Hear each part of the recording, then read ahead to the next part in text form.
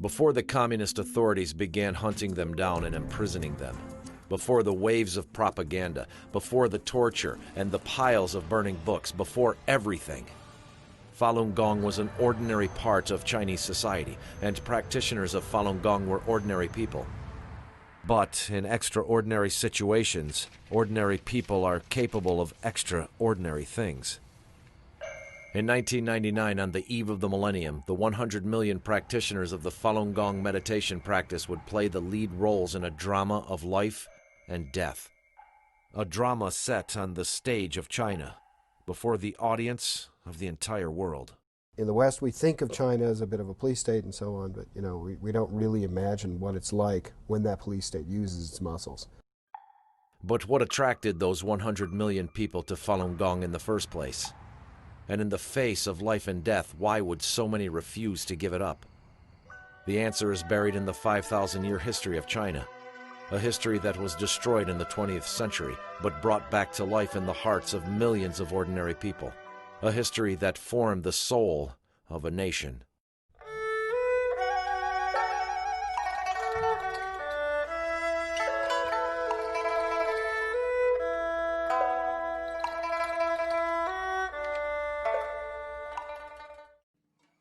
'20th century China is defined by change. Before the communists came to power in 1949, China had already gone through revolution, civil war, and occupation by the Japanese. After the communists came to power, China went through numerous political campaigns that resulted in tens of millions of unnatural deaths. The most well-known is the so-called Great Cultural Revolution, when even people who didn't consider themselves political were butchered on the streets. Fear reigned, and the whole country was in the grip of Mao's personality cult. The Cultural Revolution started to affect me when I was 9 years old.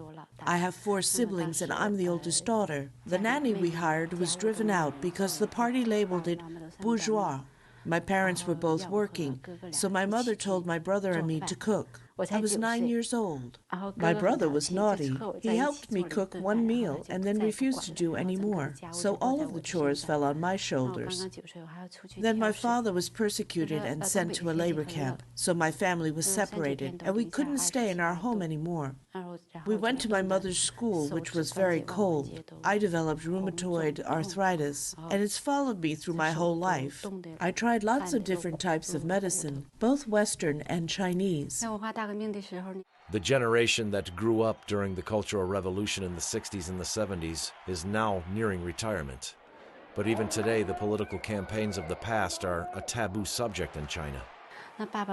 My parents always taught me to be a good student and to serve society, and because of my behavior, I was appointed class president and given the title of Young Pioneer and Little Red Guard.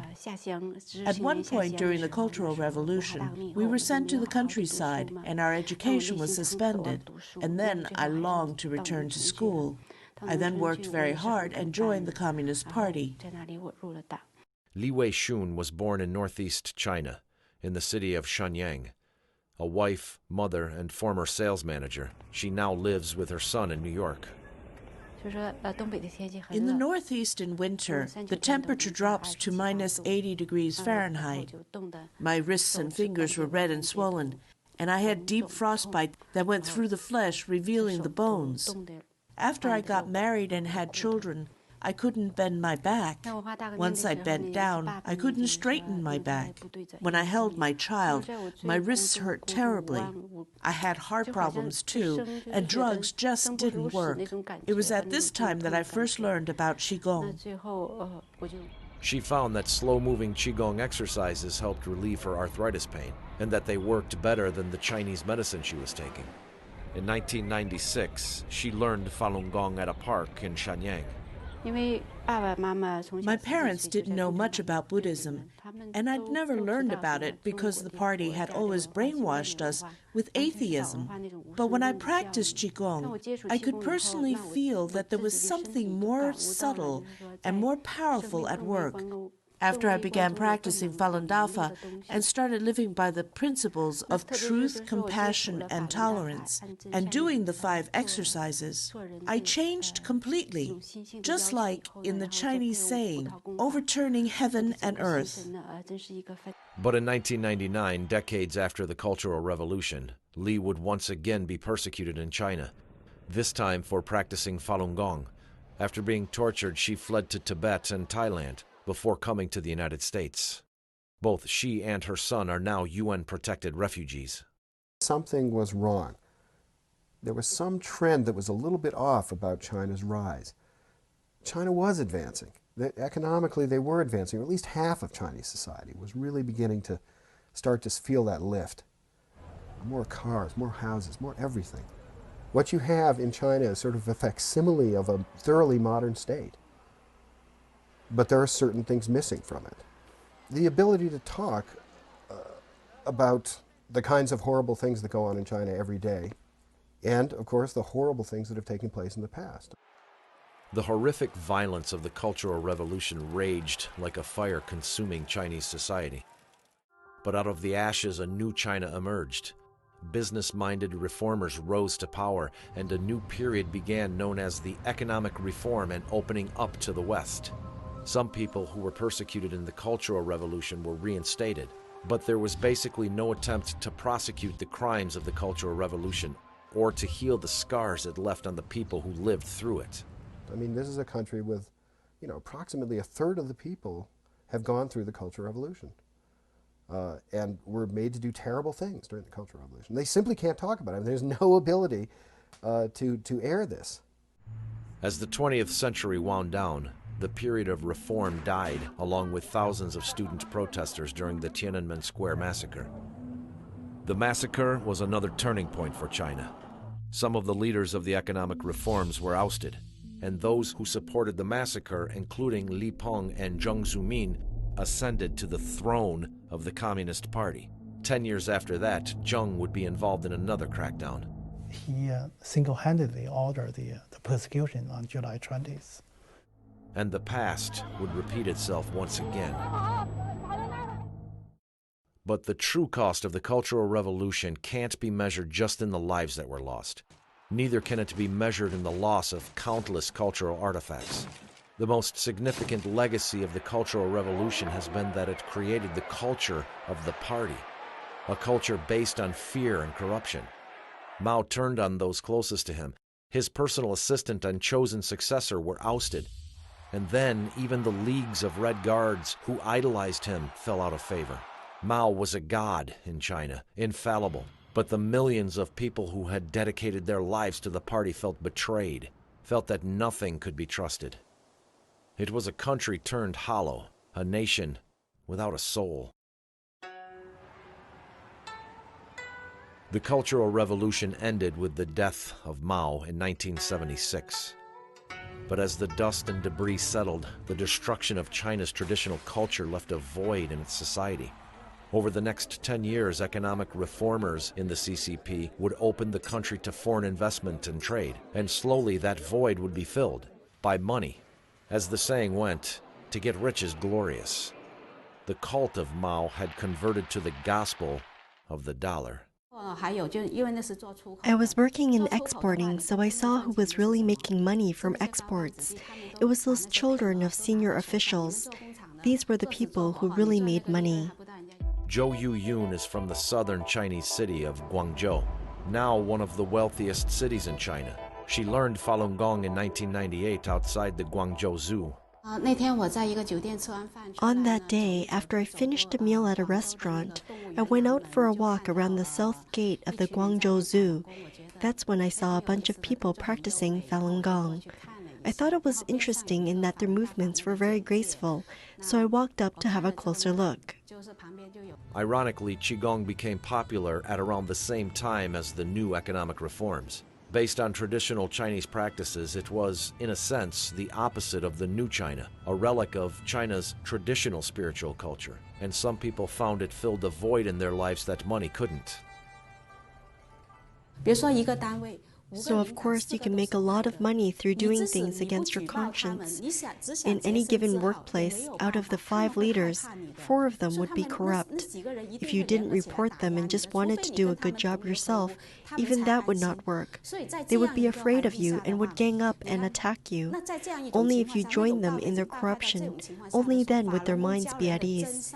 So at that time, for me, I really felt that living wasn't interesting. Like Teacher Lee said, I really couldn't have 3 good days in a row. So when all of a sudden you come in contact with Falun Gong, you understand so many things. But if there was a spiritual side to Qigong, there was a practical side as well. China ended fully subsidized healthcare in the early 90s. There were many stories of Qigong practitioners recovering from illnesses, and many people came to Qigong not for a spiritual outlet, but out of desperation. Because of my poor health, I had practiced other kinds of Qigong. So it was by chance that I went to the park, and on the one side, there were people doing some dancing exercise, and on the other, there were people practicing Falun Gong. After I learned the exercises, when I was doing the second one, they were doing this one last. So I stood there in the holding the wheel stance. When I was in that position, I had this feeling of happiness and joy emerge from the bottom of my heart. And it was like nothing I'd ever felt in my whole life. My mouth just turned into this big open smile, and I was trying not to laugh out loud. The movements of Falun Gong, also called Falun Dafa, were quite simple. 5 Qigong exercises that anyone could learn. And despite numerous claims of illnesses disappearing through the practice, Falun Gong founder Li Hongzhi emphasized in his lectures that cultivating the heart and mind was most important. To do this, practitioners of Falun Gong were expected to act according to Falun Gong's 3 main principles of truth, compassion, and tolerance. In the course of cultivation, practitioners also generally made lifestyle changes. They would gradually stop bad habits like smoking and swearing, and they had to control their temper. And they had to be kind and considerate to others. My mother's family was from a scholarly background, and her style of education was more traditional and talked about being tolerant and giving. So even though before I cultivated I didn't argue or make a scene, I would hold a lot of anger in my heart, and this made my health get worse. After I started cultivating, I stopped being like this. I would be very calm. My husband's mother was also very traditional, and because she was my elder, she would demand a lot of respect and obedience. She liked to eat dumplings, and I would make these for her every week. Also, her health was very bad, and I would, for instance, if her clothes were dirty, I would immediately wash them for her. Before I cultivated, I wouldn't do any of these things for her. I just wouldn't. In pre-modern China, almost all trades and professions, from medicine to metallurgy, politics, and cooking, incorporated ideas from China's 3 ancient religions: Buddhism, Taoism, and Confucianism. During the Cultural Revolution, Mao saw the spiritual culture as a threat and labeled those ideas as futile superstitions. But people still remembered them. I read some Chinese philosophy, and I did some Chinese practices, Chinese Kung Fu and Qigong. And through the philosophy and these practices, I came across the term celestial cultivation. And it sounded beautiful to me the first time I read it. And I said, wow, I'd really love to do that. Traditional Buddhist scriptures talked about cultivating Buddhahood. Ancient Taoist writings talked about becoming an immortal. And the new Qigong books were all talking about healing illnesses and getting fit. But Falun Gong was unique because it made a clear connection between the physical fitness part of Qigong and the spiritual cultivation part of Chinese religions. Some of the teachings that Falun Dafa has helped me with my family, especially my brothers and sisters, because I have a big family. There were actually 12 of us, and 10 of us are still alive. Betty Hunter is a research librarian from New York. She learned Falun Gong after seeing people doing the exercises in Brooklyn's Prospect Park. And when I'm dealing with them, I try to be as truthful as I possibly can based on my understanding. I try to have compassion, which means that I don't meddle in their lives anymore, even my own children. I try to have tolerance. When I think they should be doing something and they don't, I can sort of back away and allow them to do it at their own time. Or if they never do it, it's okay. And I'm especially like that with my grandchildren. And so my children always say, is that the same lady that brought us up? She doesn't look like the same lady and she doesn't act like the same lady. The founder of Falun Gong, Li Hongzhi, was born on May 13, 1951 in northeast China. He came of age during the Cultural Revolution, and in 1984, when Qigong was becoming popular, he decided to create Falun Gong, a more accessible version of the cultivation practice he'd studied as a child. 5 years later, in '89, Li began teaching Falun Gong to a few students in private. 3 years later, in '92, Li gave his first Falun Gong seminar, introducing the practice to the public. The seminar was held on Li's birthday, May 13, at a school in his hometown in Changchun. In the 2 years from 1992 to '94, Li traveled to almost every major city in China teaching the practice. Although the lectures were before crowds of thousands of people, the practice was mainly spread by word of mouth. When I was in Thailand, I was working as a kitchen hand in a restaurant. There was a tall, good-looking kid who worked in the kitchen as well. He called me Sister Li. One day he said, "Sister Li, why are you always happy and smiling? And why is your face always glowing?" I said, "I cultivate Falun Dafa." He said, "Oh, so that's how it is." A few days later he said, "I want to learn Falun Gong. Is this okay?" I said, "Okay, sure." In the beginning, both the Chinese government and state-run media were largely supportive. State television even featured numerous interviews with practitioners who claimed to have improved their lifestyles and health through the practice. The changes for myself, the changes for my family and my relatives who see me. It's as though I have been born anew, as though it wasn't me anymore. The me in the past was not like this. In the past I would get drunk, smoke, fight, indulge in food and play. That's the stuff I did. Li gave his last public teaching in China in 1994, but he continued to write and lecture. He also traveled abroad and lectured in many other countries, eventually settling in New York in 1996, where he lives today. 2 years later, Li's most popular book, Zhuan Falun, was translated into English. Falun Gong's 5 exercises and 3 principles of truth, compassion, and tolerance eventually spread to around 80 countries, and Li's writings have now been translated into over 40 languages. Fueling the spread was Falun Gong's innovative use of the internet. All the Falun Gong books in all available languages, as well as exercise instructions and music, were made available for free online from this source. I did the search on the internet. To my surprise, 2 things came up. And one of them was Falun Gong, and one of them was a phone number somewhere. I called that phone number and got nothing. And when I went back to the Falun Gong website, I was shocked because everything was free. And I was looking, and every link I clicked into opened up a whole page of explaining exercises and details or lectures, all there for you. And it was all free. And I had been spending so much money and traveling around everywhere that I just started clicking the print button over and over and over again, because I thought tomorrow the promotion's going to be over and this is going to cost money. Practitioners use other Falun Gong websites to post experiences they've had in cultivation, or works of art and music inspired by the practice. These works are also on display every May 13 when practitioners hold parades and rallies to celebrate what's become known as Falun Dafa Day. The day commemorates Li's birthday and the day the practice was first taught in public. The costumes and performances are done in traditional styles and are intended to showcase Falun Gong's connection to ancient Chinese culture. It's a connection that goes beyond the colorful silks and traditional tunes. Over 2,000 years ago in China, Confucius taught the 5 virtues of benevolence, righteousness, loyalty, propriety, and learning. Buddhist and Taoist scriptures also emphasized different aspects of morality. But during the Cultural Revolution, Confucius was denounced along with Mao's personal enemies, and Mao's theories were taken as the absolute truth. Falun Gong's revival of traditional moral concepts resonated with the memories of a dead history. And in a country that had been violently cut off from its past, Falun Gong offered a way to bridge the gap. I bought a copy of Zhuang Falun, and I read it all the way home from the park, my hands just holding it up in front of me.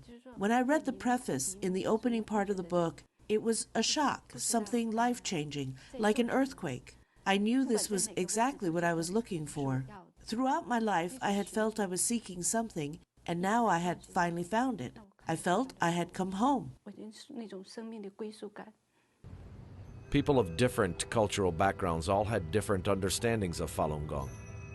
And the traditional Chinese culture of cultivation held a certain appeal, especially at a time when China was emerging as a global power and when the world was getting to know China all over again.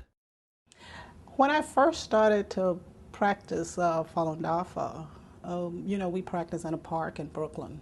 And many times African Americans would pass by and want to know why would we be practicing something like that when it's Chinese. And we basically try to help them to understand that it's not Chinese, it's not African American, it's not Anglo-Saxon American, it's a diverse practice. And it doesn't have anything whatsoever to do with race. It has everything to do with what's going on with your own life and what you are seeking to understand at this particular time in your life. By the spring of 1999, Falun Gong had already spread widely both inside China and around the world.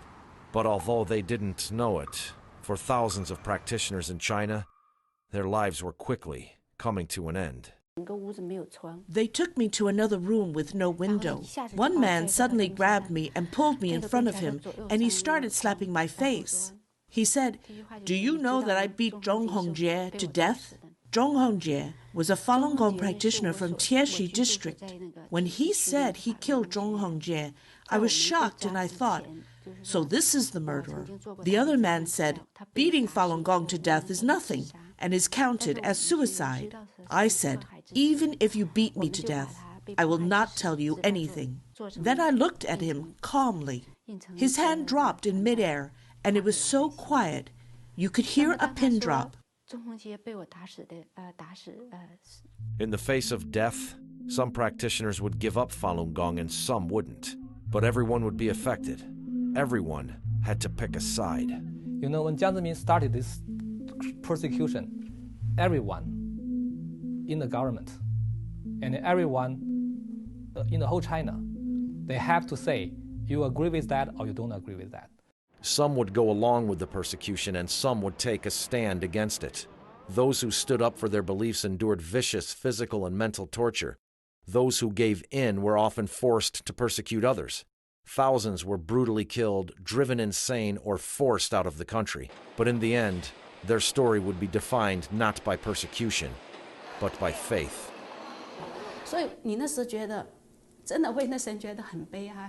At that time, I was very sad for these people because they were so young.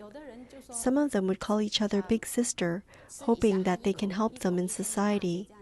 Sometimes I think that if their parents knew that, their children would, for just $1,000, do these sorts of things. What their parents would think. When they're not torturing people, they act differently. Sometimes I would look at them and think, they're pretty innocent. But these girls around 20 years old would do those things. You can't imagine it. So at that time, during that process, I didn't feel much for myself. But to see those girls like that, I was very, very sad. Why do Falun Gong practitioners in mainland China keep practicing and not give up under torture? I really hope a lot of them will live through it, and you'll be able to ask them yourself.